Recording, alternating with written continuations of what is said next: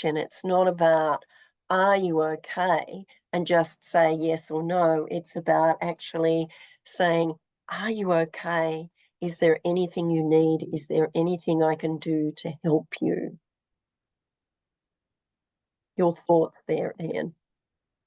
Yeah, there's so many advantages in this genuine care for another person. The other person did they realize that's going on. And just before the break, I don't know whether I need to say that story again because we're going Facebook Live. Faye, You can share it. Share it. so um, I was mentoring this young guy at one of the Sydney high schools. And in one of our mentoring sessions, he said to me, Ian, you know, I'd rather talk to you than the school counsellor, which really surprised me. And I said, well, you know, why is that? He said, well, the school counsellor, that's his job. That's what he gets paid to do. That's why he sees me. But I know you're a volunteer and you're here because you care about me. Now, clearly the counsellors can have far more skills and training and ability. But the biggest issue that we're missing in society, and you've touched on it several times, Faye, is love, it's kindness. It's and if we could help prevent rather than put the ambulance at the bottom of the cliff, let's get into prevention. And throughout our discussion so far, we've talked about loneliness or isolation, but just having this loving, caring kindness shown to people, we can proactively help address these sorts of issues. And if I could continue that story, as part of this program, which was from the Raise Foundation, which is a high school youth mentoring program, they have a graduation.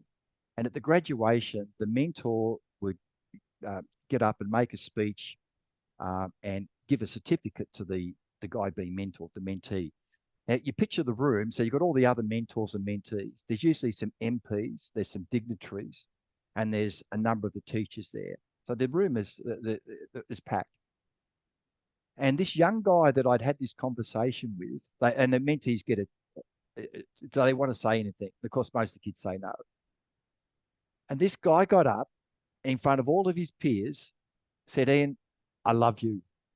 And most of the mentors are women, interestingly. It's a sad reflection, and maybe it's because maybe more of the men work, but most mentors in that program are women. More mentees are boys, and in many cases, the boys are then being mentored by someone who's like their mum. Yeah. And virtually every young guy that I mentored came from a broken family. There was no positive male role models, and it's a huge issue that I'd love to see addressed.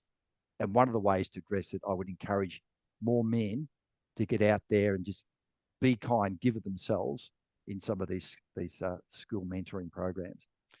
So the courage it took for that young guy to get up there and declare something like that, and I talked before about the last 10 years of my life as a volunteer have been by far the most fulfilling. But that was, I guess, to be honest, that was because I helped pave the way through rising up the corporate ranks and being able to get into a position where I could then do what I felt called to do and live my purpose. Let's talk about the mentoring for men the program that you run. Let's talk about that and what happens in that program. Okay, so I'd like to share, I had what I call a life-changing moment. Yep. So throughout 2013, I managed to work my way into relatively senior positions and had been well paid. And I started to think there's more to life than just making money and delivering software changes. And this had been on my mind for several months. And then on the 10th of September 2013, I got on the train at my station in Sydney to go to work. And I continued to read a book that my youngest daughter had given me. And what I read that morning transformed the thinking for the rest of my life. And it was the first of a number of different key events that happened. And in May 2014, as a result of reading that book, I quit paid work. And I trained up to become a youth mentor and started doing that. I was mentoring a number of different schools, high schools. In addition to that, I signed up to a primary school mentoring program called Kids Hope, and I was doing that And then in addition to that, I signed up to a family mentoring program. So I was actively involved in 3 mentoring programs. And then in 2018, I was mentoring a young guy, and he shared with me that his father had suicided. His mum had an addiction and was in and out of rehab. He was living with his grandparents, which he hated. And then he just turned and he looked me in the eyes and he started crying. And he said, Ian, help me. Um, I'm unqualified. What do you say? What do you do? And it really impacted me. And after the mentoring session, I debriefed with a program counselor and shared with her the conversation, expecting to get some pearl of wisdom of what I do. And she said, Ian, are you okay? And I just started crying over the situation. And it took 2 or 3 months. I'm not that quick on the uptake. And it suddenly occurred to me that I wanted a mentor, just like all these young kids I've been mentoring. And it should clarify, mentoring is such a broad term. For It most is. people in business, it's someone with acquired skills, knowledge, experience who guides, directs, advises someone else. And there's huge need for that.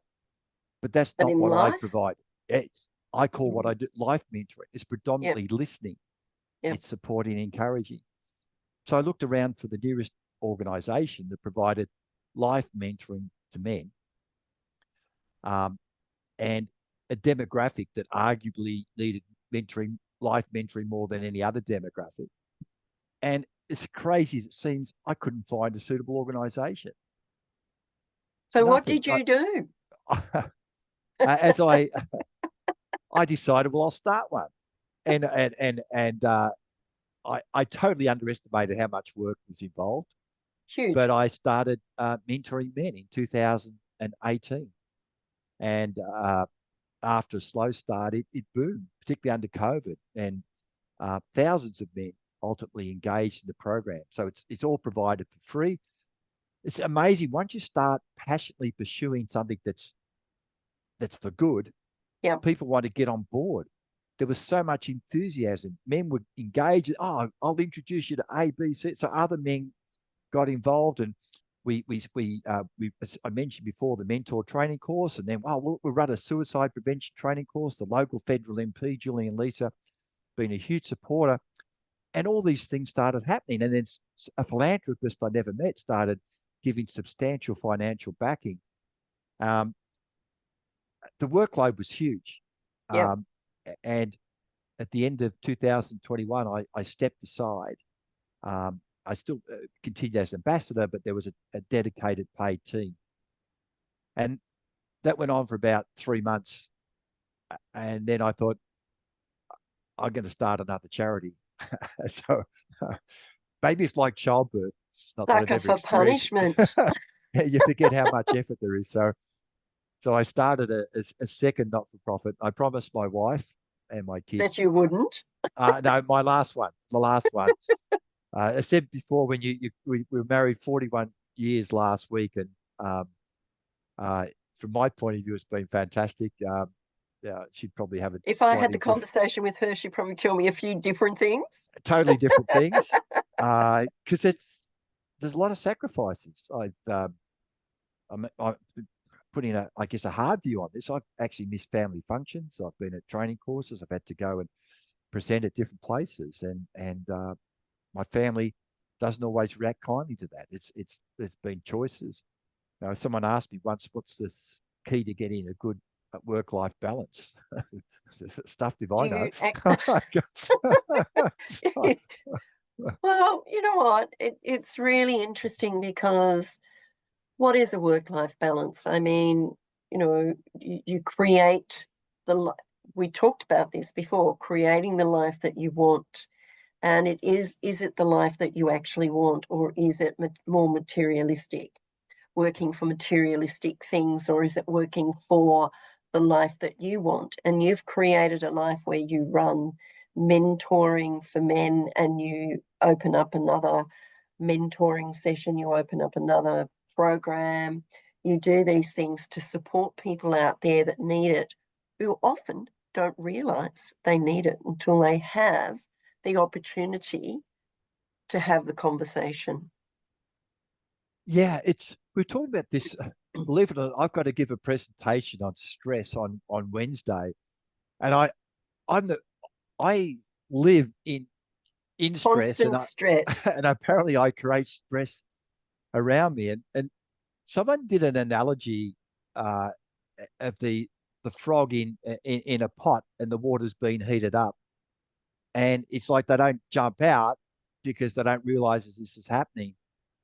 And I think that can be the things health wise. I just occurred to me. I it could be physical health as well as mental Mental, health. emotional, Yeah, yeah, all of it. these things happen, and sometimes we're not aware of them. And have you heard of the Johari window at all, Faye? No, It's a please share. really it's an interesting concept. So imagine a window with four separate panes. Yeah. So the first window is what you and I know about Faye. Goodness me. We both know what we both know. What we both know. The second window is what Faye knows about Faye, but Ian doesn't. Oh, yes. The third window, this is a bit scary. There could be things that I know about Faye. But she doesn't And she, know about herself. herself, yeah. And the fourth window is things we neither of us know about. And it's an interesting thing because we talked before about stress or mental health. And my people around me have said in some cases, they see me as being far more stressed or emotional than what I feel.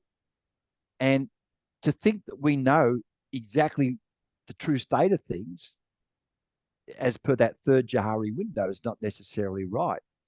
And I, I know you come to this meeting on Wednesday. One of the things I like to is challenge people maybe to reach out to someone who's close to them and ask them a couple of questions around how they see them. Do you And know what I've asked?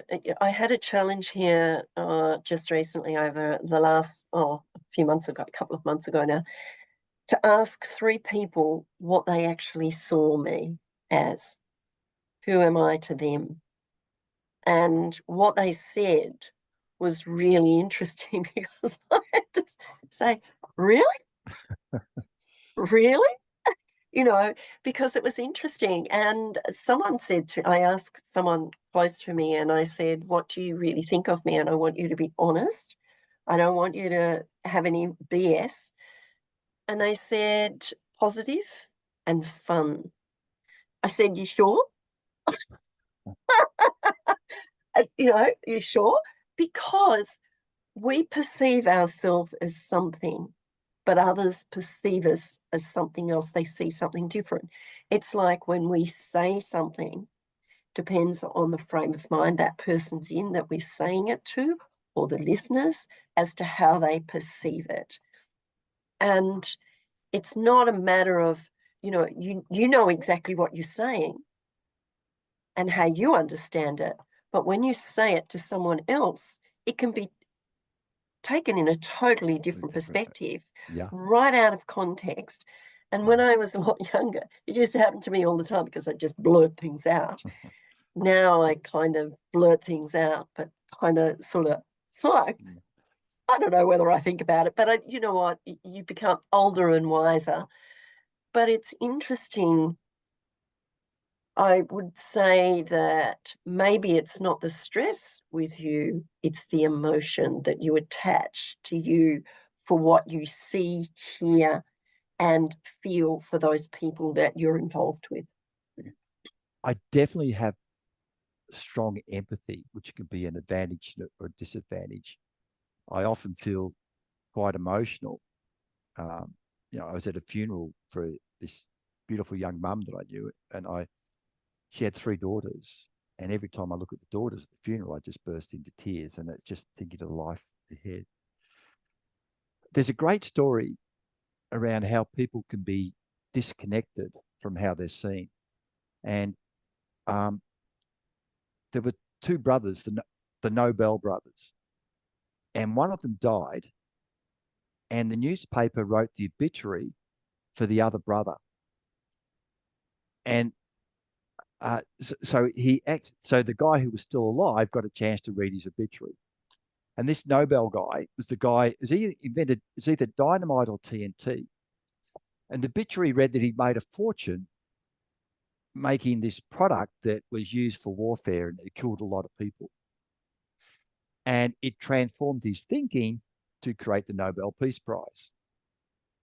So, how interesting would it be if we could read, or even maybe it's a good exercise to write your obituary now?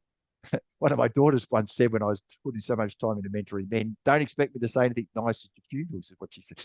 She said.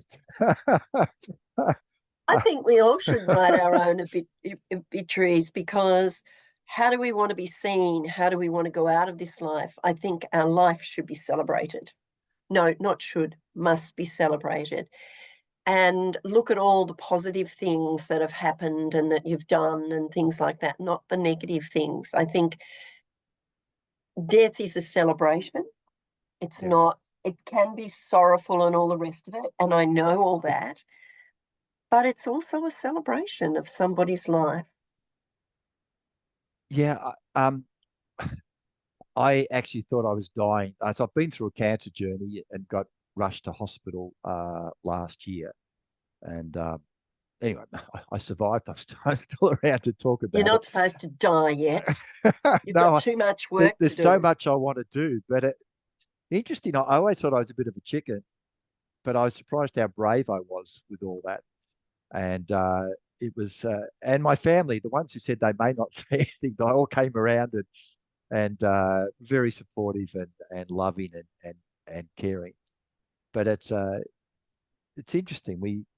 We often don't think in that space, but life is fragile. We don't know what's going to happen, and hence, I guess our Just as previous well. discussion, yeah, if we think about our best life, maybe head down that. It's life is short. Make the most of it.